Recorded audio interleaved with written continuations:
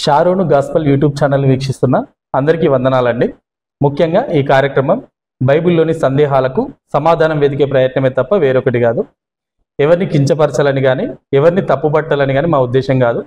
అందరికీ అర్థమయ్యే రీతిలో వివరించబడాలనేది మా ప్రయత్నం. దయచేసి అర్థం చేసుకోండి. ముందు బైబిల్ వివరించే వాళ్ళని కూడా ఈ కార్యక్రమానికి ఆహ్వానిస్తాం. ఈ కార్యక్రమాన్ని చూస్తున్న అందరికీ మా తరపున ఒక చిన్న విన్నపం, మా ఛానల్లో విషయం ఉంది అనుకుంటే ఫాలో అండి, లేదు అంటే ఇలా ఉంటే బాగుంటుంది అని ఈ వీడియో కింద కామెంట్ చేయండి. బైబిల్లో మీకున్న సందేహాలను గూర్చి ఈ వీడియో కింద కామెంట్లో రాయండి. మీ తరపున సందేహాలను నేను ఇక్కడున్న వారిని అడుగుతాను, తద్వారా మీకు సమాధానం దొరికే అవకాశం ఉంటుంది. సో సమయం వృధా కాకుండా వీడియోని ప్రారంభిద్దాం. ఈరోజు మనతో మా ఫాస్టర్ గారు అన్న రజనీ కుమార్ గారు మనతో పాటు ఈ కార్యక్రమంలో పాల్గొంటున్నారు.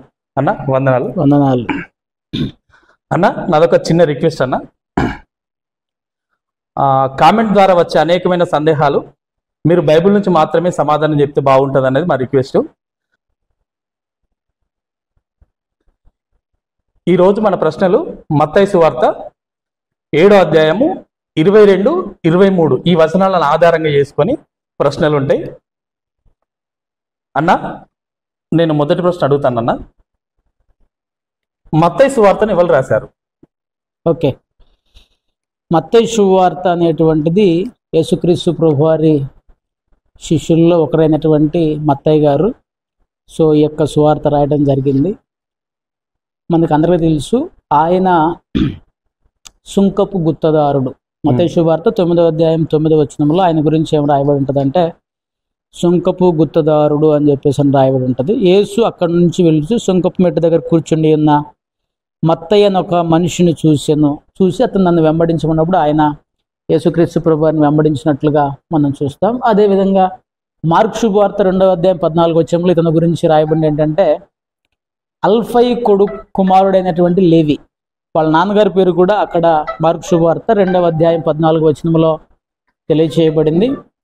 అదేవిధంగా లూకా శుభవార్త 5:24లో కూడా అతని పేరు లేవి, అంటే ఈ యొక్క మత్తయికి 2వ పేరు ఉంది, అది లేవి అని. సో ఈ మత్తయి శుభవార్త రాసినటువంటి వ్యక్తి యేసుక్రీస్తు ప్రభువారి 12 మంది శిష్యుల్లో ఒకడైనటువంటి మత్తయి అనేటువంటి శిష్యుడు. అంటే నా 12 మంది శిష్యుల్లో ఒకరిగా ఉన్నారా? ఒకరుగా ఉన్నాడు. ఓకే ఓకే, అంటే ఆయన వెంబడించిన దగ్గర నుంచి చూసిన ఒక వ్యక్తి, ఆయన ప్రారంభం నుంచి ఉన్నటువంటి శిష్యులలో ఓకే ఒక శిష్యుడు ఈ యొక్క మత్తయి. ఓకే, అయితే అన్న రెండో క్వశ్చన్ అన్న, ఓకే, మత్తయి సువార్త 7:22, 23 ఈ వాక్యములను ఎవరితో మాట్లాడుతున్నారు? దీని సందర్భం ఏంటి? అసలు పరిశుద్ధాత్మ దేవుడు దేన్ని దృష్టిలో పెట్టుకొని ఈ వాక్యములు రాపిచ్చేయండు? రైట్, ఈ మత్తయి శుభవార్త 7:22, 23 అనేటువంటిది మనం జాగ్రత్తగా చూసినట్లయితే ఎవరు మాట్లాడుతున్నారు అంటే యేసుక్రీస్తు ప్రభువారు మాట్లాడుతున్నట్లుగా మనం చూస్తాం.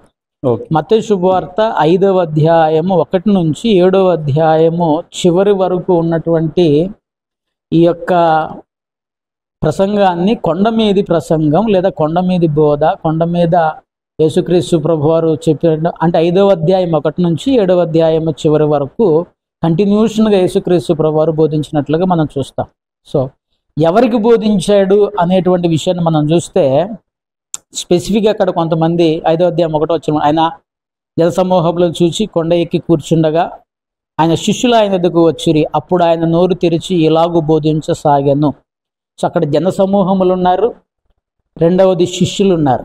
సో వారందరికీ కలిపి బోధిస్తూ, మూడవది నేను ఇక్కడ ఏమి ఒకటి యాడ్ చేస్తానంటే ప్రస్తుత కాలపు సంఘానికి కూడా మనకు కూడా ఆయన బోధిస్తున్నట్లుగా మనం చెప్పుకోవచ్చు. ఒక్క మాట అన్న, అసలు ఒక్క నిమిషం, ఇప్పుడు ఇక్కడ ఎవరిని దృష్టిలో పెట్టుకుని ఆయన ఆ మాటలు మాట్లాడుతున్నాడు? ఎవరిని దృష్టిలో? ఆయన అక్కడ ఉన్న ముందు ఉన్న ప్రజల్ని దృష్టిలో పెట్టుకొని మాట్లాడుతున్నారా? తన శిష్యుల్ని దృష్టిలో పెట్టుకొని మాట్లాడుతున్నారా? శాస్త్రులను, పరిసయ్యులను, సద్దుకయ్యులను దృష్టిలో పెట్టుకొని మాట్లాడుతున్నారా? 15వ వచనంలో మనం చూస్తే 7వ అధ్యాయం 15వ వచనంలో అబద్ధ ప్రవక్తలను గూర్చి జాగ్రత్త పడుడి అని మొదలుపెట్టి, వారు గొర్రె చర్మములు వేసుకొని మీ వద్దకు వత్తురు, కానీ లోపల వారు క్రూరమైన తోడేళ్లు. వాళ్ళ ఫలముల గురించి చెప్తాడు, వాళ్ళ ఫలములు, వారి జీవితము అన్ని చెబుతూ కిందకు వచ్చి 21వ వచనంలో ప్రభువా ప్రభువా నన్ను పిలుచు ప్రతివాడు దేవుని పరలోక రాజ్యం ప్రవేశించడు. అంటే ఇక్కడ మనము ఈ సందర్భంలో అక్కడ లిటరల్ గా ఉన్నటువంటి ప్రజలు వచ్చేసేసి జన సమూహములు ఉన్నారు, శిష్యులు ఉన్నారు. ఓకే. సో వారితో మాట్లాడుతూ ఎవరి గురించి చెప్తున్నాడు అంటే అబద్ధ ప్రవక్తులను గురించినటువంటి హెచ్చరిక చేస్తూ, ఇదిగో ఇటువంటి వారు మన సొసైటీలో మీకు ఎదురు పడతారు, వారి గురించి జాగ్రత్తగా ఉండండి. అంటే ఇక్కడ చెబుతుంది వీళ్ళకైనా, సందర్భం వచ్చేసేసి అబద్ధ ప్రవక్తుల గురించి హెచ్చరిక భాగము ఇది మనం ఆయన ముందు శిష్యులు ఉన్నారు, అక్కడ ఉన్న జన సమూహం ఉన్నది, కానీ ఆయన చెప్పేది అబద్ధ ప్రవక్తల గురించి. ఈ 3 వచనాలు ఈ వచనాల గురించినటువంటి సారాంశం మాత్రం అబద్ధ ప్రవక్తలను గురించినటువంటి వివరణ చెప్తూ వారికి స్పెసిఫిక్ గా హెచ్చరిక చేస్తూ శిష్యులకి వీళ్ళ గురించి జాగ్రత్త పడండి అని చెప్పి యేసు ప్రభువే స్వయంగా మాట్లాడుతున్నాడు. యేసుక్రీస్తు ప్రభు వారు మాట్లాడే మాటలు స్పష్టంగా. ఓకే అన్న, ఇంకా మనం ఈ ప్రశ్నలోకి వెళ్ళాము. ఇక్కడ ఫస్ట్ మత్తయి సువార్త 7వ అధ్యాయం 22 ఆ దినమందు. ఓకే. అసలు ఆ దినం అంటే ఏ దినం? రైట్. అసలు ఏ దినాన్ని మనము గుర్తు తెచ్చుకోవాలి ఈ వాక్యం చదువుతున్నప్పుడు? రైట్. ఇక్కడ మనం జాగ్రత్తగా చూస్తే ఈ 21, 22, 23 ఈ 3 వచనాలకి ఒక సపరేట్ టైటిల్ ఇస్తే దానికి ఐ నెవర్ న్యూ యూ, నేను మిమ్మును ఎన్నడు ఎరగను అనేటువంటి ఒక చిన్న టైటిల్ ఇవ్వచ్చు ఈ 3 వచనాల వరకే సపరేట్ గా. ఓకే. రైట్. చెబుతూ యేసుక్రీస్తు ప్రభువు అంటే ఆ దినమున అనేటువంటి మాటను వాడాడు. అవును. ఇక్కడ ఇది ఫ్యూచర్ టెన్స్. జాగ్రత్తగా గమనించాల్సిన విషయం ఏంటంటే ఫ్యూచర్ టెన్స్ అంటే భవిష్యత్తులో జరగబోయేటువంటి దాన్ని ఇక్కడ ఉన్నటువంటి ప్రజలకి చెప్తున్నాడు. ఫ్యూచర్ లో ఆ దినమున అనేటువంటి పదాన్ని వాడుతున్నాడు. ఇప్పుడు జరగదు, ఇది భవిష్యత్తులో జరుగుతూ ఉంటుంది అనేటువంటి పదాన్ని వాడుతూ ఇక్కడ మనం జాగ్రత్తగా చూస్తే ఇంకొకటి ఏంటంటే ఆ దినము అనేటువంటి దాంట్లో బైబిల్లో చాలా రకరకాల రెఫరెన్స్లు ఉన్నాయి. ఇక్కడ ఎగ్జాక్ట్ గా యాప్ట్ గా దొరికేటువంటి అంటే ఏ దినము అని చెప్పేసి మనం ఆలోచన చేస్తే, ఫర్ ఎగ్జాంపుల్ మీకు 2 రకాల మెయిన్ విషయాలు ఆ దినం అనేటువంటిది 2 రకాలుగా అంటే చాలా ఉన్నాయి. 2 మెయిన్ ఇన్సిడెంట్స్ నేను చెప్తాను. మొదటిది రెండవ రాకడ గురించి మనం చూస్తే లూకా శుభవార్త 21 అధ్యాయం 34-35 వచనాల్లో ఆ దినము అకస్మాత్తుగా మీ మీదకి వస్తుంది అని చెప్పేసి అని రాయబడింది. అది రెండవ రాకడ గురించి. ఆ దినమున్న ప్రతిదీ ఈ దినము కాదు. రెండవది మొదటి తెస్సలోనికీయులకు రాసిన పత్రిక 5వ అధ్యాయం 4వ వచనం ఆ దినము దొంగ వచ్చినట్లు వస్తుంది అని చెప్పేసి అని రాయబడింది. ఇవన్నీ సెకండ్ కమింగ్ గురించి అంటే ఆ దినమునకు సంబంధించినటువంటి యేసుక్రీస్తు రెండో రాకడ గురించి రాయబడిన మాటలు. ఆ దినం అని ఇప్పుడు నేను ఇచ్చిన రెఫరెన్స్ అనేటువంటివి రెండవ రాకడ గురించినటువంటి మాటలు. కానీ ఇక్కడ రాయబడిన మాట రెండవ రాకడ గురించినటువంటిది కాదు. ఆ దినము అనేటువంటి సందర్భం, ఇక్కడ ఉన్నటువంటి సందర్భం ఏంటంటే తీర్పు దినము అనేటువంటి జడ్జిమెంట్ డే. తీర్పు దినము. ఎందుకు తీర్పు దినం అని చెప్పేసి నేను స్పెసిఫిక్ గా చెప్పగలుగుతున్నాను అంటే ఇక్కడ వీళ్ళు ఆ దినమున 22 వచ్చిన నన్ను చూసి ప్రభువా మీ నామమును మేము ప్రవచింపలేదా, మీ నామమున దయ్యములు వెట్టగొట్టలేదా, నీ నామమున అనేక అద్భుతములు చేయలేదా అని చెప్పుదురు అన్నాడు. ఎవరితో మాట్లాడుతున్నారు వీళ్ళు? ప్రభువుతో మాట్లాడుతున్నారు. దేవునితో మాట్లాడుతూ వీళ్ళు ఏమంటున్నారంటే ఆర్గ్యుమెంట్ చేస్తున్నారు. దేవుడు ఏమంటున్నారంటే దేవునితో వాదిస్తున్నారు. మేము అద్భుతాలు చేసినాం, మేము గొప్ప కార్యాలు చేసినాం, మేము ప్రవచించాము, దెయ్యాలు వెళ్ళగొట్టామని. ఇదే సందర్భం మనకి మత్తయి శుభవార్త ఒక చిన్న క్లారిటీ ఇవ్వాల్సిందన్న ఇక్కడ మీరు. మీ నామమున అంటే వాళ్ళు ఏ నామమున ప్రవచించారు, ఏ నామమున దయ్యాలను వెళ్ళగొట్టారు, ఏ నామమున అద్భుతమైన కార్యాలు చేశారు? రైట్. ఒకటి ఈ క్వశ్చన్ కి అంటే ముందు అక్కడ ఆ దినం అనేటువంటిది కంప్లీట్ అయిన తర్వాత ఎడుకొద్దాం. ఓకే. ఫర్ ఎగ్జాంపుల్ ఇప్పుడు మీకు ఎందుకు దీన్ని తీర్పు దినము అని ఎందుకు నేను ఫైనల్ చేసిన అంటే మత్తయి శుభవార్త 25వ అధ్యాయంలోనే మనం జాగ్రత్తగా చూస్తే అక్కడ ధవళవర్ణ సింహాసనపు తీర్పు ఉంటుంది. ఆ తీర్పు దినమున 25వ అధ్యాయం 42వ వచనం ఒకసారి నేను చదువుతాను, జాగ్రత్తగా చూడండి. 42వ వచనంలో 42 నుంచి 45 వరకు మనం చూస్తే ఎడమ పక్క ఉన్న వారిని చూసి వారితో యేసుక్రీస్తు ప్రభువు వారు చెప్పిన మాటలన్నీ మనం చూస్తాం. 44వ వచనంలో అందుకు వారు ప్రభువా మేమెప్పుడు నీవు ఆకలి కొని ఉండనట్టనైనను, దప్పి కొని ఉండుటనైనను, పరదేశిన ఉండుటైనను, దిగంబరిన ఉండుటైనను, రోగివై ఉండుటైనను, చెరసాల్లో ఉండుటైన చూచి నీకు ఉపచారము చేయకపోతిమి అని ఆయనను అడిగెదరు. ఓకే. అక్కడ కూడా స్పష్టంగా అని చెప్పుదురు, అద్భుతములు చేయలేదా అని చెప్పుదురు. అంటే ఆ తీర్పు ఎగ్జాక్ట్గా తీర్పు జరిగేటప్పుడు వాదోపవాదాల్లో యేసుక్రీస్తు ప్రభువారు మాట్లాడుతున్నప్పుడు ఖచ్చితంగా వీళ్ళు మత్తయి సువార్త 25వ అధ్యాయం ధవళవర్ణ సింహాసనం తీర్పు దగ్గర ఖచ్చితంగా అదే మాటలు వాళ్ళు పలికారు. మీరు ఇది చేయలేదు అన్నప్పుడు మేము ఎప్పుడు చేయలేదు అని అడిగారు. ఇక్కడ కూడా వాళ్ళు యేసుక్రీస్తు ప్రభువారి దగ్గరకు వచ్చేమంటున్నారంటే మేము నిన్ను అద్భుతములు చేయలేదా, ఆశ్చర్య కార్యములు చేయలేదా, దేవుళ్ళు వెళ్ళగొట్టలేదా అంటే ఇక్కడ జాగ్రత్తగా మనం చూస్తే స్పెసిఫిక్గా ఆ దినము అనేటువంటిది ఏంటిదంటే ఖచ్చితంగా నా యొక్క అభిప్రాయం ప్రకారం అది తీర్పు దినము అని చెప్పేసి. ఎందుకంటే వాళ్ళకి ఆ రోజు మాత్రమే యేసుక్రీస్తు ప్రభువారితో ముఖాముఖిగా మాట్లాడటానికి అవకాశం అనేటువంటిది కలుగుతుంది. సో దాన్ని బట్టి తీర్పు దినం అనేటువంటిది నా యొక్క అభిప్రాయం. అంటే వీళ్ళు సింపుల్ గా యేసుక్రీస్తు ముందే ఆర్గ్యుమెంట్ చేస్తున్నారు, అడుగుతున్నారు. అంటే మేము ఎందుకు ఆ పరిస్థితి ఇది మేము చేసాము కదా, అక్కడ కూడా వాళ్ళు అంటే వాదించటం అనొచ్చు, లేదు ఆర్గ్యుమెంట్ అంటే వాళ్ళు మేము చేసామని వాళ్ళ యొక్క మేము నీతిమంతులను చెప్పుకోవడానికి ప్రయత్నం చేస్తున్నారు. ఇవన్నీ చూపిస్తూ వాళ్ళ దగ్గర ఉన్నటువంటి వ్యవహారాన్ని వాళ్ళు చేసిన పనులను చూపిస్తూ మేము నీతిమంతులమే అని యేసుక్రీస్తు ప్రభువారిని కన్విన్స్ చేయడానికి ప్రయత్నం చేస్తున్నారు. కానీ ఆయన కన్విన్స్ అయ్యేటువంటి వాడు కాదు, ఎందుకంటే ఆయనకు సమస్తం తెలుసు కాబట్టి. నెక్స్ట్ ఏ నామము అని చెప్పేసి అడిగారు. సో ఖచ్చితంగా ఈ భూమి మీద బైబిల్ మనకు స్పష్టంగా తెలియజేస్తున్నటువంటి విషయం ఏంటంటే భూమి అందే గాని, భూమి కింద నీళ్ళ అందే గాని, ఆకాశం అందే గాని ఏ నామమున రక్షణ లేదు. ఇక్కడ మనం గమనించాలి, వీళ్ళు వాడిన నామము స్పష్టముగా వాళ్ళే సాక్ష్యం చెప్పారు, నీ నామమున మేము దెయ్యములను వెళ్ళగొట్టలేదా అని అడిగారు. అంటే యేసు నామానికి శక్తి ఉన్నది. ఇక్కడ ఒకటి విషయం గమనించాలి. ఎందుకు ఈ మాట చెప్తున్నానంటే మార్కు సువార్త 9వ అధ్యాయం 38 నుంచి 40 వచనాలు మనం జాగ్రత్తగా చూస్తే అక్కడ యోహాను భక్తుడు యేసుక్రీస్తు ప్రభువారి దగ్గరికి వస్తాడు. మార్కు సువార్త 9వ అధ్యాయము 38 మనం చూస్తే యోహాను భక్తుడు యేసుక్రీస్తు ప్రభువారి దగ్గరికి వచ్చి ఒక సంఘటన చెప్తాడు. అంతటా యోహాను బోధకుడా, ఒకడు నీ పేరట దెయ్యములను వెళ్ళగొట్టుట చూచితిమి. యేసుక్రీస్తు ప్రభువారితో యోహాను భక్తుడు అంటున్నమాట, నీ పేరట దెయ్యములను వెళ్ళగొట్టుట చూచితిమి, వాడు మనలను వెంబడించు వాడు కాడు గనుక వాడిని ఆటంకపరిచితమని చెప్పాను. వాడు మనతో తిరిగేటువంటి కాదు, కానీ నీ పేరు వాడటం వల్ల దెయ్యాలు పోతున్నాయి. ఇక్కడ గొప్ప విషయం ఏంటంటే ఆ దెయ్యాలు వెళ్ళగొట్టే వాళ్ళు శక్తి లేదు. వాడు వాడుతున్నటువంటి పదం యేసునామము, యేసునామమునకు శక్తి ఉన్నది. వీళ్ళు వాడినటువంటిది కూడా యేసునామము. యేసు అనేటువంటి పదానికి శక్తి ఉన్నది, యేసునామమునకు శక్తి ఉన్నది. ఆ పదాన్ని వాళ్ళు ఉచ్చరించారు అనేటువంటిది నా యొక్క అభిప్రాయం. అంటే వాళ్ళు యేసునామమునే ఇవన్నీ చేశారు. మరి ఇవన్నీ బైబిల్ కూడా సమర్థితున్న విషయాలు కదన్నా. అంటే ఇంకో నెక్స్ట్ ప్రశ్న అన్న, ప్రవచించిన, దయ్యములను వెళ్ళగొట్టిన, అద్భుతములు చేసిన, ఎందుకు అసలు ఏ కారణం చేత వీరు తిరస్కరించబడ్డారు? రైట్, ఇక్కడ మనం జాగ్రత్తగా గమనించాల్సిన విషయం ఏంటంటే సాక్షాత్ యేసుప్రభు ఇవన్నీ చేయమని చెప్పిండు కదా. చెప్పాడు. అదే నేను మీకు ఇక్కడ ఒక చక్కటి వివరణ ఇవ్వాలనుకుంటున్నా. అసలుకు తిరస్కరించబడిన వాడు ఇటువంటి అద్భుతాలు చేస్తాడా, చేయగలుగుతాడా? తిరస్కరించబడినటువంటి వాడు అంతకుముందు అద్భుతాలు చేశాడంటే ఇక్కడ మనం జాగ్రత్తగా గమనించాల్సిన విషయం ఏంటంటే దేవుడు తన బిడ్డలను ఎన్నుకున్నప్పుడు వారికి శక్తిని, బలమును అనుగ్రహించి తన యొక్క పనిలో వాడుకోవడానికి దేవుడు ప్రజల్ని ఏర్పరచుకుంటాడు. ఫర్ ఎగ్జాంపుల్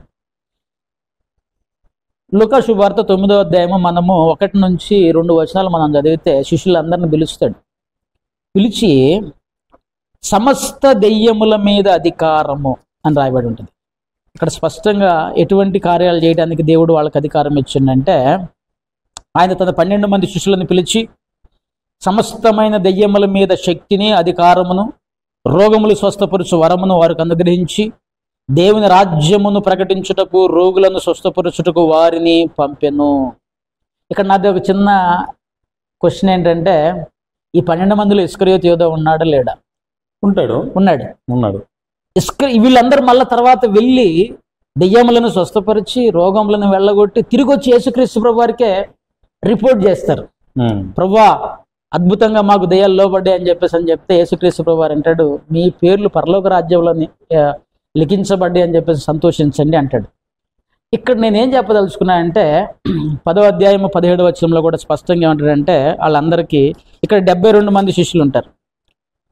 10వ అధ్యాయం 17వ వచనంలో ఆయన కొద్దిమంది 70 మంది శిష్యులు సంతోషంతో తిరిగి వచ్చి, ప్రభువా, దెయ్యములు కూడా నీ నామము వలన మాకు లోబడుచున్నవి అని చెప్పినప్పుడు ఆయన చెప్తాడు, ఇదిగో పాములు 19 వచ్చి, ఇదిగో పాములను తేళ్లను త్రొక్కుటకు శత్రు బలమంతటి మీదను మీకు అధికారం అనుగ్రహించుచున్నాను అంటాడు. సో శిష్యులకు దేవుడు అధికారం ఇచ్చాడు. ఈ రోజుల్లో కూడా అందరికి దేవుని యందు విశ్వాసం ఇచ్చిన ప్రతి ఒక్కటి దేవుడు అధికారం ఇచ్చాడు. ఇక్కడ జరుగుతున్నటువంటి ఇంకొక గొప్ప మిస్టేక్ ఏంటంటే, దేవుని యొక్క వరములను రుచి చూసి దేవుని యొక్క చేతిలో వాడబడుతూ ఒక పొజిషన్కి వచ్చిన తర్వాత, ఒక స్థితికి వచ్చిన తర్వాత, ఒక స్థాయికి వచ్చిన తర్వాత దేవునిని మరచి సొంత అధికారం గురించి కానీ తన పేరు ప్రఖ్యాతుల కొరకు కానీ దేవుని యొక్క మహిమను దొంగిలించటానికి చేసే ప్రయత్నం. ఇక్కడ మీకు ఒక రెఫరెన్స్ నేను మీకు చూపిస్తాను. కొరింథీయులకు రాసిన మొదటి పత్రిక 9వ అధ్యాయం 27వ వచనంలో పౌలు గారు ఒక పని చేస్తున్నాడు. కొరింథీయులకు రాసిన మొదటి పత్రిక 9వ అధ్యాయము 27వ వచనం. దీని జాగ్రత్తగా మనం చదివితే, గాలిని కొట్టినట్లు నేను పోట్లాడుట లేదు, కానీ ఇక్కడ జాగ్రత్త చూడండి, ఒకవేళ ఇతరులకు ప్రకటించిన తరువాత నేనే భ్రష్టుడనైపోదునేమో అని నా శరీరమును నలగగొట్టి దానిని లోబరుచుకొనిచున్నాను. ఈయనకున్నటువంటి భయం ఏంటిది? నేను ఇతరులకు ప్రకటించాను, అనేక మందికి నేను స్వార్థ చెప్తున్నా, తరువాత భ్రష్టుడనైపోతానేమో. ఓకే, అపోస్తలుడైన పౌలు గారు అంటున్నాడు, భ్రష్టుడనైపోతానంటే భ్రష్టుడనైపోతానేమో కాబట్టి నా శరీరమును నేను నలగగొట్టుకొనుచు దానిని లోబరుచుకొనుచున్నాను అంటున్నాడు. చాలా మంది ప్రారంభంలో పరిచర్యలో భక్తితో విశ్వాసముతో ప్రారంభిస్తారు. కొద్ది దూరం వచ్చిన తర్వాత ఈ భ్రష్టత్వానికి లోబడతారు. ఓకే, ఈ భ్రష్టత్వము శరీరాన్ని అంటే తన అహం కానీ గర్వము కానీ పాపము కానీ చాలా మంది సేవకులు అభిషేకాన్ని పోగొట్టుకుంటున్నారు. ఓకే, అభిషేకము పోగొట్టుకొని ఇక్కడ భయంకరమైన విషయం ఏంటంటే, మీరు సంసోను యొక్క చరిత్ర చదివినప్పుడు దేవుని ఆత్మ అతన్ని విడచెను అని రాయబడి ఉంటుంది. ఓకే, విడిచెను. చాలా మంది దేవుని ఆత్మకు దూరంగా పరిచర్యని జరిగిస్తూ ఉన్నారు. సో ఇక్కడ వారు ప్రారంభంలో గొప్ప కార్యాలు చేశారు, కానీ వారికి దేవుడు ఒక గొప్ప స్థితిని ఇచ్చిన తర్వాత దేవుని మహిమను దొంగలిస్తూ వాళ్ళ పేరును వాడుకోవటం, భ్రష్టత్వంలోనికి పోయి ఒక స్థితికి వచ్చిన తర్వాత పాపం చేస్తూ శరీరానికి లోబడుతూ శరీరక్రియలకు లోబడుతూ పైకి మాత్రము భక్తులుగా కనబడుతూ లోపల శరీరేచ్ఛలు నెరవేర్చేటువంటి వారుగా ఉంటున్నట్లుగా మనం చూస్తాం. సో అటువంటి పరిస్థితి ఇక్కడ నాకు కనబడుతున్నట్లుగా నేను చెప్పగలను. అంటే వీరు ఈ కారణాల చేత తిరస్కరించబడ్డారు. ఇంకులే వీటితో పాటు తిరస్కరించబడటానికి అతి ప్రధానమైన కారణం ఇంకొకటి అక్కడే రాయబడి ఉంటుంది. మత్తయి శుభవార్త వీళ్ళని ఎందుకు దేవుడు తిరస్కరించాడంటే వీళ్ళు అద్భుతాలు చేశారు. అట్ దట్ సేమ్ టైం 7వ అధ్యాయము నా తండ్రి చిత్తమును మీరు నెరవేర్చలేదు అనేది ఉంటది కదా, అది దానికంటే ముందు కిందకి వాళ్ళు ప్రభు అని పిలుస్తున్నారు ఒకటి. ఓకే, కానీ వాళ్ళు నోటితో పలుకుతున్నారు, వాళ్ళ యొక్క ఇష్టం మాత్రం దేవుని యొక్క ఇష్టాన్ని నెరవేర్చట్లేదు. అదొకటి.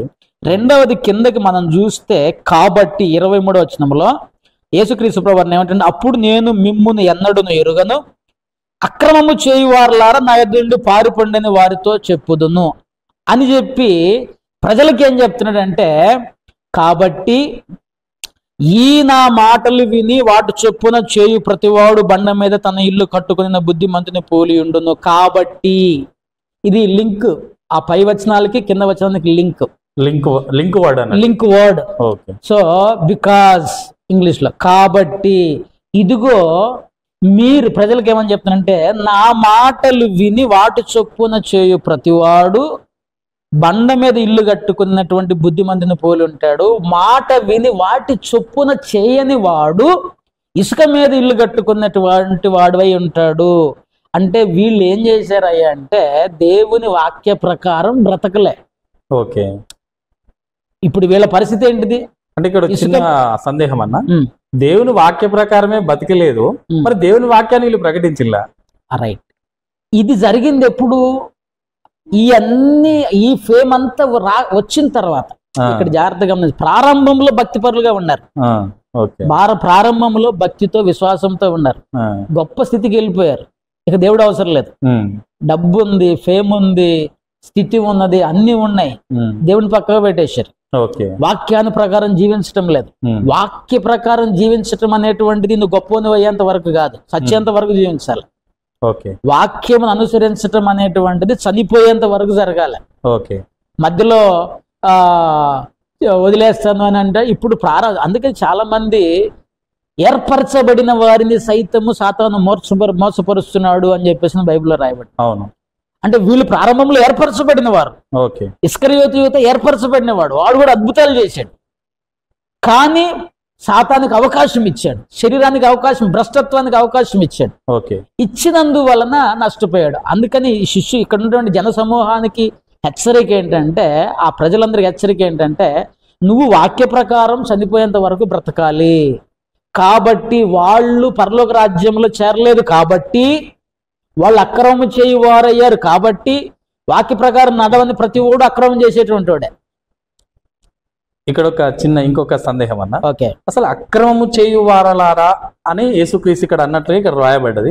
అక్రమం అంటే అది చిన్నవాడు కాదు, చిన్నవాడు. అక్రమం అంటే దోచుకోవడం, ఆక్రమించుకోవడం. ఇప్పుడు మనము కొన్ని దేశాలను దీనికి సాదృశ్యంగా తీసుకుంటే, పలానా దేశం పలానా దేశాన్ని ఆక్రమించింది, లేకుంటే దోచుకుంది. అంటే దోచుకుంది, ఆక్రమించింది, అసలు ఇటువంటి వార్స్ కదా ఇవి. అంటే వీళ్ళు దోచుకున్నారా, ఆక్రమించిల్లా? అసలు వీళ్ళను ఈ పదం చేత ఎందుకు పిలిచిండు దేవుడు? అక్రమం అనేటువంటి వర్డ్ మీనింగ్ ఏంటంటే, అంటే ఆక్రమణ అది వేరు. ఆక్రమణ అంటే దురాక్రమణ, స్వాధీనపరుచుకోవడం. అక్రమము క్రమము కానిది, క్రమము కానిది. దేవుని ఆక్రమణ అంటే ఇతరులది దోచుకోవడం లేకుండా బలవంతంగా ఆక్రమించుకోవడం. స్థలం ఉంది, ఒక స్థలాన్ని ఇంకొకటి ఆక్రమించుకుంటున్నాడు. సో నా పక్క స్థలాన్ని వాడు ఆక్రమించుకున్నాడండి, ఆక్రమణ. అక్రమము, క్రమము, రోడ్డుకి ఎడం పక్కన నడవాలనేటువంటిది క్రమం. రూల్ ని బ్రేక్ చేస్తున్నారు, అది క్రమము. క్రమము కానిది అక్రమము. అంటే దేవుని వాక్యం ఏదైతే నీకు నాకు బోధించిందో దాని ప్రకారం జీవించకుండా ఇష్టానుసారంగా జీవిస్తున్నాడు. సో కనుక దేవునికి ప్రమాణికం ఏంటిది? వాక్యం. దేవునికి ప్రమాణికం వచ్చేసేసి దేవుడు దేన్ని బట్టి తీర్పు తీరుస్తాడు, దేవుడు దేన్ని బట్టి మనకి ఆ లెక్కలోకి తీసుకుంటాడు, దేన్ని బట్టి ఆయన మనల్ని బేరీజు వేస్తాడని అంటే వాక్యమును బట్టి మాత్రమే. సో వాక్యమును బట్టి మనల్ని పోలుస్తాడు. తీర్పులో ఒక పక్క దేవుని యొక్క వాక్యము, ఒక పక్క నువ్వు నేను. సో నువ్వు నీ లైఫ్ దేవుని వాక్యానికి సరిపోతే, సో దేవుని వాక్యం చెప్పినట్టు మన జీవితం ఉంటే క్రమంగా మనం ఉన్నట్టు, దేవుని వాక్య ప్రకారం మనం లేము అంటే అక్రమం బ్రతుకుతున్నట్టు. అంటే మనం చాలా మంది ఇక్కడ ఉన్నటువంటి వాళ్ళు బోధించువారే కాదు, పాటించువారు కాదు. అది క్రమం. అందుకే అక్రమము చేయువారు మీరు, క్రమం లేని వాళ్ళు. క్రమం అంటే దేవుని వాక్యాన్ని క్రమంగా మీరు అనుసరించటం లేదు. సో అద్భుతాలు చేయటము, స్వస్థతలు చేయటము, వీటికంటే ప్రాముఖ్యమైనటువంటిది దేవుని వాక్యాన్ని అనుసరించటం. ఇప్పుడు దేవుని వాక్యాన్ని అనుసరించటం లేదు, దేవుని వాక్యాన్ని ప్రకటించలేదు ఒక దశలో. ఇక అయిపోతుంది. ఇక దేవుని వాక్యాన్ని ప్రకటించేటండి ఇప్పుడు ప్రారంభంలో సొంత ఆలోచనలు, సొంత ఇక దేవుని యొక్క ఆత్మ విడిపోయింది. దేవుని ఆత్మ వదిలిపెట్టి వెళ్ళిపోయిన తర్వాత దేవుని ఆత్మ కార్యములు జరగటానికి ప్రారంభంలో చేసావు. బైబిల్లో ఒక మాట చదివినా, సౌలును దేవుని ఆత్మ విడిచిపోయాను, దేవుని యొద్ద నుంచి దురాత్మ ఒకటి వచ్చి సౌలును శోధించను అని రాయబడి ఉన్నది. ఇది వాస్తవమేనా? వాస్తవమే. అంటే వీటి దురాత్మల వల్ల శోధించబడతాను వీళ్ళంతా. ఖచ్చితంగా దేవుని ఆత్మ విడిచిపోయిందంటే ఆటోమేటిక్ గా ఏం జరుగుతుంది? ఇప్పుడు మనకి మత్తయి సువార్త 13వ అధ్యాయంలో ఉంటది, ఒక దురాత్మ 43 నుంచి ఒక మనిషిని విడిచి వెళ్ళిన తర్వాత అది ఆయా చోట్ల నీళ్లు అంటే స్థలం వెతుకుతూ విశ్రాంతి దొరుకుతూ, విశ్రాంతి నీరు లేని చోట్లల్లా తిరుగుతుంటే విశ్రాంతి కోసం తిరిగి మరలా నేను విడిచి వచ్చిన ఇంటికి వస్తానని చెప్పేసి వచ్చి చూసినప్పుడు అది క్రమంగా అంటే సర్దిచి ఖాళీగా ఉంది. ఇక్కడ గమనించాల్సిన విషయం ఏంటంటే ఖాళీ ఎంటీ హౌస్ అది. ఓకే ఇది పోయింది. మరి చెడ్డ 7 దెయ్యాలను పట్టుకొచ్చింది. ఓకే ఫస్ట్ ఒకటి, మరి చెడ్డవి 7, మొత్తం 8. అక్కడ బైబిల్లో ఏం రాయబడిందంటే వాని కడపటి స్థితి మొదటి స్థితి కంటే మరి చెడ్డదగును. సో ఇక్కడ మనం గమనించాల్సిన విషయం ఏంటంటే మనము ఎండింగ్ ముఖ్యం చూసుకోవాలి. ప్రారంభం ఎలా ఉన్నది అనేటువంటిది కాదు. దేవుడు ప్రారంభం చూడు, ఎండింగ్ ఎలా ముగించాం. ఓకే ప్రారంభంలో అగ్ని వలె మండేవు, చివరికి లాస్ట్ పరిస్థితి ఏంటిది, మధ్యలో ఆరిపోయి శరీరానికి లేకపోతే వాక్యానికి విరోధంగా బ్రతికేవు. సో అప్పుడు దేవుడు అయ్యో నా పాస్టర్ రజనీ ప్రారంభంలో గొప్ప సేవ చేశాడు కదా అని చెప్పేసి టిక్ మార్క్ వేయడు. దాన్ని కన్సిడర్ చేసే పరిస్థితి లేదు. అంతము వరకు నమ్మకముగా ఉండుము, అప్పుడు నీకు జీవ కిరీటము ఇచ్చేదనని చెప్పేసి బైబిల్ స్పష్టంగా తెలియజేస్తుంది. ఓకే అన్న, లాస్ట్ క్వశ్చన్ అన్న. ఓకే, మరి చాలా మంది గుంపు, చాలా మంది జన సమూహము, వేల మంది ఇటువంటి వాళ్ళ దగ్గరనే ఉన్నారు కదా, మరి వీళ్ళ పరిస్థితి ఎట్లే ఉంటే వాళ్ళ పరిస్థితి ఎట్లా రేపు? రైట్. అటువంటి వారి గురించి బైబిల్ ఏం చెప్తుందంటే అటువంటి వారు ఏమి ఆలోచన చేయాలి అనంటే ఖచ్చితంగా ప్రతి విశ్వాసి చేయాల్సిన ఒక పని ఏంటంటే ప్రకటించబడుతున్న వాక్యము దేవుని వాక్యానికి సరిపోతుందా లేదా పరిశీలన చేసుకోవాలి. ఓకే, నేను వాక్యం ప్రకటన చేస్తున్నా, నేను ప్రకటించే వాక్యము రాయబడిన వాక్యానికి సరిపోతుందా లేదా, దీంట్లోంచి అంటే నేను దీనిలోంచి తీసుకుని తప్పు ఇంటర్ప్రిటేషన్ చేస్తున్నానా అనేటువంటిది నేను జాగ్రత్తగా ఆలోచన చేయాలి. ఒకటి విశ్వాసి. రెండవది గమనించాలి, సేవకుడిని గమనించాలి. ఓకే, ఎందుకు గమనించాలి? ఇదే మత్తయి శుభవార్త 7వ అధ్యాయంలో స్పష్టంగా బైబిల్ ఏం చెప్తుందంటే అబద్ధ బోధకులను గురించి తెలియజేస్తూ మంచి ఫలముల గురించి చెప్పాడు. మీరు వారి ఫలముల వలన మీరు వారిని తెలుసుకుందురు. అబద్ధ బోధకులను ఎట్లా తెలుసుకుని వారి గొర్రె చర్మములు వేసుకుని మీ దగ్గరకు వస్తారు. వారిని ఎలా కనిపెట్టాలంటే వారి ఫలముల వలన మీరు వారిని తెలుసుకుందరు. మీరు వారు చెప్పేదాన్ని బట్టి వారిని కనిపెట్టలేరు, వారు బోధించే దాన్ని బట్టి మీరు కనిపెట్టలేరు. వాళ్ళ క్రియలు ఎలా ఉన్నాయో దాన్ని చూడటం వల్ల, వారి పనులు ఎలా ఉన్నాయో వాటిని చూడటం వల్ల, వారి యొక్క జీవన విధానాన్ని గమనించటం ద్వారా వారి ఫలాలు, మంచి చెట్టు ఖచ్చితంగా మంచి ఫలాలు ఇస్తుంది, చెడ్డ చెట్టు ఖచ్చితంగా చెడ్డ ఫలాలనే ఇస్తుంది. సో ఇవి బయటకు వస్తే ఏదో ఒక సందర్భంలో ఒరిజినల్ అనేటువంటి బయటకు వస్తాడు. ఎన్ని రోజులు కప్పు పెడతావు దాన్ని? సో ఖచ్చితంగా బయటకు వస్తాడు. కనుక వాడిని ఫలాలు ఫస్ట్ దేవుని వాక్యము ప్రకారం వాళ్ళు బోధిస్తున్నారు లేదా గమనించాలి. బైబిల్ కు వాళ్ళు సమాంతరంగా బోధిస్తున్నారా లేదా, బైబిల్లో ఇది కరెక్టేనా, బైబిల్ వాళ్ళు చెప్పే వాక్యము బైబిల్ కి అందుకు మా పాస్టర్ చెప్పాడు కాబట్టి ప్రతిదీ గొప్పదే ప్రతిదీ రైటే అనుకోవడానికి వీల్లేదు. ఓకే, నేను చెప్పినా కూడా నేను అందుకే ఇందాక కూడా ఫస్ట్ స్టార్టింగ్ లో సో రేపు మిమ్మల్ని కూడా మీకు క్వశ్చన్ చేయొచ్చు. నేను చెప్పేటువంటి వాక్యము దేవుని యొక్క వాక్యానికి విరోధంగా ఉంటే, నా బోధ దేవుని యొక్క వాక్యానికి విరోధంగా ఉంటే ఖచ్చితంగా ఖండించవచ్చు. దాన్ని సరి చేసుకోవడానికి నేను రెడీగా ఉన్నాను ఒకవేళ అది తప్పు అయితే. రైట్. ఇంకొకటి తిమోతికి రాసేటువంటి వారి గురించి విశ్వాసులకు ఒక భయం, తిమోతికి రాస్తూ ఒక హెచ్చరిక చేశాడు దేవుడు. మొదటి పత్రిక, తిమోతికి రాసిన మొదటి పత్రిక 4వ అధ్యాయం 16వ వచనం, నిన్ను గూర్చియు నీ బోధను గూర్చియు జాగ్రత్త కలిగి ఉండుము. హెచ్చరిక ఇది. తిమోతి, నిన్ను పర్సనల్గా జాగ్రత్త చూసుకో. నెంబర్ 2, నీ బోధను కూడా జాగ్రత్తగా చూసుకో. ఎందుకు జాగ్రత్తగా చూసుకోవాలి? వీటిలో నిలకడగా ఉండుము. ఏటిలో? నీ లైఫ్ నీ పర్సనల్ లైఫ్లో, నీ బోధ విషయంలో జాగ్రత్తగా ఉండు. నీవిలాగు చేసి నిన్నును నీ బోధ వినువారిని రక్షించుకుందు. నీ బోధ సరిగా ఉంటే నువ్వు రక్షించబడతావు, నీ బోధ వినేవారు కూడా రక్షించబడతారు. ఓకే. సో ఇక్కడ జాగ్రత్త చెప్పాడు, నీవు ఇలాగు చేసి నిన్నును నీ బోధ వినువారిని రక్షించుకుందువు. సో నేను తప్పుడు సాతాను యొక్క ఉద్దేశం ఏంటిది? తప్పుడు ఈ కల్ట్, ఈ యొక్క లేకపోతే అబద్ధ బోధ, లేకపోతే వాక్యానికి విరోధమైనది ఎందుకు తీసుకొచ్చాడు సంఘంలో? వాళ్ళందరూ రక్షణ పొందకుండా పక్క దారి పట్టాలనే కదా, అవును, పరలోక రాజ్యం చేరకుండా ఉండాలనే కదా.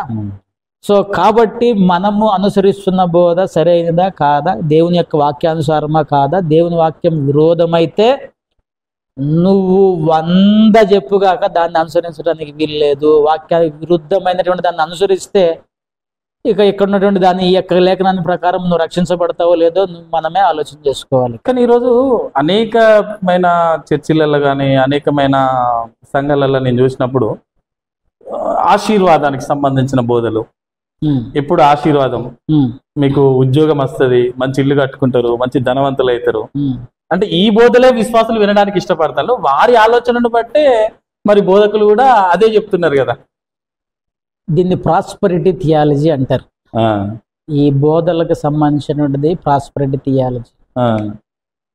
నువ్వు దీవించబడతావు, దీవించబడతావు, దీవించబడతావు. వాస్తవానికి అసలు దీవెన అనేటువంటిది పరలోక రాజ్యం. నీ పాపములు క్షమించబడ్డాయి, నువ్వు పరలోక రాజ్యానికి పోతావు, చేరతావు. ఇది అసలు దీవెన. ఇంతకంటే ఇప్పుడు మించి దీవెన లేదు. ఇంకా ఇప్పుడు ఇక అంతకు మించినటువంటి ఆశీర్వాదము, ఈ కడుపు నొప్పి, కాలు నొప్పి, క్యాన్సర్, జలుబు, గుండె నొప్పి, ఇవన్నీ దాని ముందు ఇక ఏం పని చేయమన్నట్టు. పని చేయడం కాదు. ఇప్పుడు కడుపు నొప్పి తగ్గింది, మళ్ళీ కడుపు నొప్పి రాదని గ్యారంటీ ఉందా? లేదు. కాలు నొప్పి తగ్గింది, మళ్ళీ ఈ శరీరము ఉన్నంత కాలం ఈ శరీరానికి రోగములు వస్తూనే ఉంటాయి, బాధలు వస్తూనే ఉంటాయి, సమస్యలు వస్తూనే ఉంటాయి. ఓకే. ఈ శరీరం విడిచిపెట్టేంత వరకు నీకు ముక్కున్నాక జలుబు చేయక మందు, తలన్నాక తలనొప్పి రాక మందు. ఓకే. సో ఇవి టెంపరీ కానీ పర్మనెంట్ ఒకటి ఉంది, ఎటర్నల్ లైఫ్, నిత్య జీవము. మీరు జాగ్రత్తగా గమనించినట్లయితే యేసుక్రీస్తు ప్రభు వారు కూడా తన యొక్క పరిచర్యలో కొరజీనా, బెత్సైదా అనేటువంటి గ్రామాలు కూడా ప్రయాణం చేస్తాడు. అవును. పోయి అనేకమంది అద్భుతాలు చేసి తిరిగి వచ్చేటప్పుడు వాళ్ళందరూ లోకంలో కలిసిపోవడం ప్రభు చూసి నొచ్చుకొని, అయ్యో కొరజీనా, అయ్యో బెత్సైదా, మీ మధ్య చేయబడిన అద్భుతములు సొదమ గుమర్రాలలో చేయబడిన వాళ్ళు మారు మనసు పొందేవాళ్ళు. అంటే సొదమ గుమర్రా వాళ్ళు ఎంత భయంకరమైనటువంటి వాళ్ళో మనకు తెలుసు. వాళ్ళు ఎంత ఘోరమైన పాపం అంటే వాళ్ళ మనసులను కదిలించేంత అద్భుతాలు చేశాడు. కానీ ఇక్కడ బెత్సైదా, కొరజీనా ప్రజలు అద్భుతాలు చూసుకున్నారు, అనుభవించిన తర్వాత లోకంలో అప్పటి మందమే. పర్మనెంట్ అనేటువంటిది ఏంటిదంటే నీకు నిత్య జీవం అన్నది. ఓకే. నీకు ఇక్కడ నేను మీకు ఒక చిన్న విషయం చెప్తా. ఈ విషయంలో లాజరును స్వస్థపరచగలిగినటువంటి ధనవంతుడు లాజర్ స్టోరీలో లాజరును స్వస్థపరచగలిగినటువంటి శక్తి దేవునికి లేదా? ఉన్నది. అయినా ఎందుకు స్వస్థపరచలే? మనకి జ్ఞానం రావటానికి. ఇది ముఖ్యం కాదు, అది ముఖ్యం అని చెప్పేసి మన ఈ సమాజంలో, ఈ ప్రపంచం అలాంటి ఆశీర్వాదాల భక్తుల కోసం ఆయన అక్కడ రిప్రజెంట్ చేసిందంటారు. ఇప్పుడు డబ్బు నిన్ను నేను చెప్పిన, నీవు 1 కోటి రూపాయలు సంపాదిస్తావు అని చెప్పా నేను. సంపాదించావు, మళ్ళీ అవి పోకుండా ఉంటాయా? ఉండవు. డబ్బు శాశ్వతమా? కాదు. సో అటువంటిప్పుడు శాశ్వతమైనటువంటిది ఏంటిది? నిత్య జీవము, పరలోక రాజ్యం. యేసుక్రీస్తు ప్రభువారు కూడా అదే బోధిస్తూ వచ్చాడు. ఈ శిష్యులు మేము దెయ్యాలను ఎల్లగొట్టామంటేనే యాక్సెప్ట్ చేయాలి ఆయన. శిష్యులు మత్తయి శుభవార్త. ఇప్పుడు విశ్వాసులు కూడా ఎక్కడ వాక్యం ప్రకటించబడుతుంది, వాక్యానికి సమాంతరంగా జీవిస్తాను, రైట్, అక్కడనే చూచి వాళ్ళను పరీక్షించి గమనించి అక్కడికే వెళ్ళాలి, అక్కడ ఆ సంఘంలో అంటుకట్టబడాలి అంటారు. ఖచ్చితంగా. నేను ఇక్కడ చెప్పేటువంటి విషయం ఏంటంటే, నేను మన సంఘంలో ఉన్నటువంటి వాళ్ళకి కూడా, ఇక్కడ ఉన్నటువంటి వాళ్ళు కూడా చాలా సార్లు చెప్తా, నేను చెప్పేటువంటి వాక్యము నేను చెప్పే బోధ దేవుని వాక్యానికి విరోధం అనిపిస్తే మీరు నమ్మితే ఖచ్చితంగా మీకు నచ్చిన దేవుని యొక్క మంచి, ఇది కరెక్ట్ గా దేవుని యొక్క మీకంటే బెటర్ గా బైబిల్ చెప్పగలిగిన, వివరించగలిగిన వాళ్ళు అక్కడికి వెళ్ళొచ్చు. ఎందుకంటే ఇప్పుడు నేను ఏమంటున్నా అంటే, నాకంటే బెటర్ గా బైబిల్ చెప్పగలిగిన వాళ్ళు అంటే దేవుని వాక్యాన్ని ఉన్నదన్నట్టు చెప్పగలగాలి. ఓకే. నేను తప్పు చెప్పినప్పుడు, నేను తప్పుడు బోధ చేస్తున్నప్పుడు ఖచ్చితంగా వేరే వాళ్ళు మంచి బోధ చేస్తున్నారని చెప్పేసి ఒకవేళ మీకు అనిపిస్తే మీరు వెళ్ళిపోవచ్చు. కానీ దేవుని విడిచిపెట్టదు. ఎక్కడికి వెళ్ళినా దేవుని విడిచిపెట్టదు. దేవుడు ముఖ్యం, మనుషులు ముఖ్యం కాదు. జాగ్రత్త గమనించండి. ఇంకోటి నేను చెప్పేది ఈ వివరణ అంటే ఈ యొక్క క్వశ్చన్స్ ద్వారా నేను చెప్పదలుచుకుంది ఏంటంటే, సో ఇక్కడ ఉన్నటువంటి మత్తయి శుభవార్త 7వ అధ్యాయంలో ఉన్నటువంటి పరిస్థితి ఏంటంటే ఖచ్చితంగా వాక్యానుసారంగా మనం బ్రతకాల్సిందే. ఓకే. అది సేవకుడైనా విశ్వాసైనా. ఓకే. 2 వాక్యానుసారంగా బోధించాల్సిందే. ఓకే. నేను బోధిస్తాను కానీ బ్రతకను అంటే కుదరదు. అందుకని వాళ్ళ గురించి ఏం చెప్పాడంటే అటువంటి వారి కొరకు పరిశీలి శాస్త్రుల గురించి యేసుక్రీస్తు ప్రభువారు చెప్తూ వాళ్ళు బోధించేది మీరు చెయ్యండి, వాళ్ళు చేసేది మాత్రం మీరు చెయ్యొద్దు అన్నాడు. పరిశీలి శాస్త్రులు బోధించే బోధన నేర్చుకోండి కానీ వాళ్ళు క్రియలు చేయొద్దు అన్నాడు. అట్ దట్ సేమ్ టైమ్ ఈ యొక్క తిమోతికి రాసిన పత్రికలకు వచ్చేసరికి ఆ బోధ కూడా కరెక్ట్ లేకపోతే నువ్వు కూడా నరకానికి పోతావు అంటున్నాడు. సో జాగ్రత్తగా మనం గమనించాల్సిన విషయం ఏంటంటే సో అటువంటి బ్రతకనోడి దగ్గర ఎందుకు ఉండాలి? ఉండాల్సిన అవసరం లేదు. సో కాబట్టి మంచి వాక్యము వాక్యము ఎక్కడైతే ప్రకటించబడుతుందో అక్కడ మనము దేవుని యొక్క సంధిలో ఎదగటానికి ప్రయత్నం చేయాలి. అంటే పెద్ద చర్చి, ఏసీలు ఉన్నాయి, బాగా మంది పోతాను, అట్లా ఆ దాన్ని మనం ఒక ప్రామాణికంగా తీసుకొని పోవద్దంటారు. అంటే ఈరోజు సమాజం అదే కోరుకుంటుంది కదండి. విఐపి చైర్లు, వివిఐపి కల్చర్ ఇదంతా అదే కోరుకుంటాను కదా. అందుకనే యాకోబు భక్తుడు ఏమనంటే నీ దగ్గరకు ఒకటి ధనవంతుడు వస్తే, నీ చర్చికి ఒకటి ధనవంతుడు వస్తే బోధకుల గురించి చెప్పాడు. ఇదిగో ఇక్కడ ఎక్కిరమ్మ, ఇక్కడ కూర్చో, పీఠం మీద కూర్చో. ఒకడు బీదవాడు వస్తే వాడు దూరంగా పోయి కూర్చో అని చెప్పేసి అని ప్రకటిస్తున్నారు. మీరు జాగ్రత్త. మీకు నా సహోదరులారా, మహిమా స్వరూపియగు మన ప్రభు అయిన యేసు క్రీస్తును గూర్చిన విశ్వాస విషయములో మోమాటము గలవారై ఉండకుడి. మొహమాటం ఉండకూడదు. ఎలాగనగా బంగారు ఉంగరము పెట్టుకుని ప్రశస్త వస్త్రములు ధరించుకునే ఒకడు మీ సమాజ మందిరములోనికి వచ్చినప్పుడు మురికి బట్టలు కట్టుకునే దరిద్రుడును లోపలికి వచ్చిన ఎడల మీరు ప్రశస్త వస్త్రములు ధరించుకునే వానిని చూచి సన్మానించి, బా నీవిక్కడికి మంచి స్థలమందు కూర్చుండు. మంచి స్థలం అంటే స్టేజ్ మీద ఈ రోజు వాడుక భాషలో చెప్పాలంటే మేబీ మంచి స్థలమందు కూర్చుండమని చెప్పి ఆ దరిద్రునితో నీవక్కడ నిలువుము, లేక ఇక్కడ నా పాదపీఠమునకు దిగువన కూర్చుండుమని చెప్పిన ఎడల. రిచ్ పర్సన్ ఏమో నీ మనస్సులలో భేదములు పెట్టుకొని మీరు దురాలోచనతో విమర్శ చేసిన వారగుదురు కదా కారా.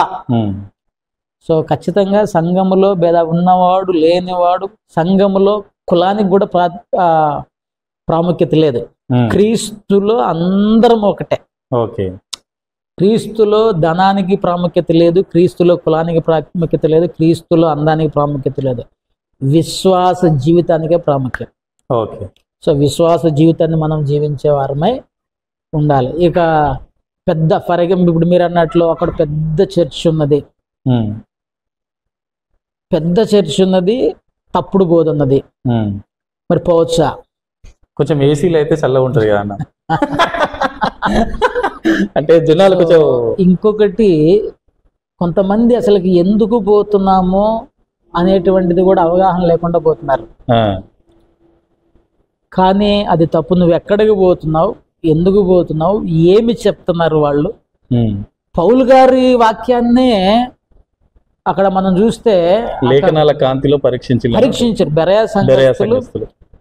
ఆయన చెప్పిన వాక్యము లేఖనాలలో ఉన్నదో లేదో, అది కరెక్టో కాదని పరీక్షించి తెలుసుకున్నారట. ఈ రోజు విశ్వాసులు కూడా ఖచ్చితంగా ఏం చెప్తున్నారు, లేఖనాల కాంతిలో పరీక్షించాలని అంటారు. లేఖనాల విషయంలో పరీక్ష చేయాల్సిందే. ఎవరైనా కానీ, నేనైనా ఇంకొకరు అపోస్తలుడైన పౌలు గారి బోధనే మనము మన బోధన పరీక్ష చేయాలి. విశ్వాసులు పరీక్షించాలి. ఎవరు పరీక్షించాలి? వింటున్న వారు ఇది వాక్యానుసారమేనా, లేకపోతే ఏదైనా కల్పించి చెప్తున్నాడా, దొంగ ప్రవచనం చెప్తున్నాడా, ఉద్దేశపూర్వకంగా చెప్తున్నాడా, అబద్ధ ప్రవచనం చెప్తున్నాడా, అబద్ధ బోధ చెప్తున్నాడా, తప్పు. ఒకటి గుర్తుపెట్టుకోవాలి, యేసుక్రీస్తు నుంచి పక్కకు లాగే ప్రతిదీ తప్పుడు బోధ. యేసుక్రీస్తు ప్రభువారి నుంచి నిన్ను పక్కకు జరిపేటువంటిది, ఏ విశ్వాసనైనా పక్కకు జరిపేటువంటిది, అది ఖచ్చితంగా తప్పుడు బోధ. యేసుక్రీస్తు ప్రభువారిని అనుసరించేటువంటిది. గొర్రెల కాపరి మీరు జాగ్రత్తగా గమనిస్తే గొర్రెల కాపర్లు ఏంటిది వాళ్ళ యొక్క డ్యూటీ ఏంటిది? మెయిన్ ప్రధాన కాపర్ ఒక అతను ఉంటాడు. ఈ వెనకాల ఉన్న కాపర్లందరూ ఈ గొర్రెలు ఆయన్ని అనుసరించే విధంగా తిప్పాలి. ఓకే. సో నన్ను అనుసరించే విధంగా సంఘాన్ని నేను తిప్పుకోవడానికి వీల్లేదు. ఓకే. సో నాకు ఒక కాపర్ ఉన్నాడు, నేను ఒక కాపర్నే, కానీ నాకు ఇంకొక కాపర్ ఉన్నాడు, ప్రధాన కాపర్ ఉన్నాడు. నేను టెంపరీ కాపర్ని. అస్సలు ఆయన నాకు జస్ట్ కొద్ది రోజులు కాపాడిన ఆయనని ఇచ్చాడు నాకు. నేను ఓనర్ని కాదు, ఓనర్ ఆయన. ఖచ్చితంగా ఇది గుర్తుపెట్టుకోవాలి. నేను ఓనర్ని కాదు, సంఘం నేను స్థాపించిన ఓనర్ని కాదు. ఆయన నాకు ఇచ్చాడు ఇవన్నీ, ఆయన ఆత్మలు. ఆయన నాకు కొన్ని రోజులు వీరిని కాపాడి భద్రంగా నా దగ్గర తీసుకురామని ఇచ్చాడు. సో నేను వీళ్ళని ఖచ్చితంగా యేసు వైపు చూపించాల్సిందే. యేసు వైపు చూపించకుండా నా వైపు చూడండి, నన్ను చూడండి, నన్ను అనుసరించండి అనడానికి వీల్లేదు. సో ఒకవేళ అలా అనుసరించమని చెప్పాలంటే పౌలు భక్తునిలాగా ఆ ధైర్యం ఉండాలి. నేను క్రీస్తును పోలి నడుచుకున్నాను, మీరు నన్ను పోలి నడుచుకోండి అని చెప్పగలిగిన ధైర్యం ఉండాలి, భక్తి ఉండాలి, విశ్వాసం ఉండాలి. ఆయనలాగా బ్రతకాలి, ఖచ్చితంగా బ్రతకాలి. బ్రతుకుతూ సంఘాన్ని కూడా దేవుని వైపే చూపించాలి, ఖచ్చితంగా యేసుక్రీస్తుని మాదిరిగా చూపించాలి ఎవరైనా సరే. అందుట్లో ఇక అనుమానమే లేదు, డోకా లేదు. ఓకే అండి, ఒక్క నిమిషం. ఈరోజు ఈ కార్యక్రమాన్ని ఇంతటితో ముగిస్తున్నాం. దేవుడు అవకాశం ఇస్తే మరలా ప్రశ్నలతో మళ్ళీ ఒకరోజు అన్నగారు ఇటువంటి కార్యక్రమం చేస్తాం. సో ఇక ముందు బైబిల్ మాట్లాడగలిగిన వాళ్ళని కూడా ఈ వేదిక మీదకి పిలుస్తాం. దయచేసి మీరందరూ మీకున్న ప్రశ్నలని మా ఈ యూట్యూబ్ ఛానల్లో ఈ వీడియో కింద మీరు పోస్ట్ చేయండి. మీ తరపున నేను అన్నగారిని, ఇక్కడ ఎవరు కూర్చుంటే వాళ్ళని నేను అడుగుతా. తప్పకుండా మా ఛానల్లో కంటెంట్ ఉంది అంటే తప్పకుండా సబ్స్క్రైబ్ చేసుకోండి. మీకు ఏమన్నా సందేహాలు, ఇప్పుడు మాట్లాడిన దాంట్లో మీకు ఏమైనా సందేహాలు ఉంటే తప్పకుండా మీరు కామెంట్ సెక్షన్లో మీ యొక్క ప్రశ్నను లేదా మీ సందేహాన్ని పోస్ట్ చేయండి. ఓకే, ఇంతటితోని సమాప్తం. వందనాలు. Thank you very much.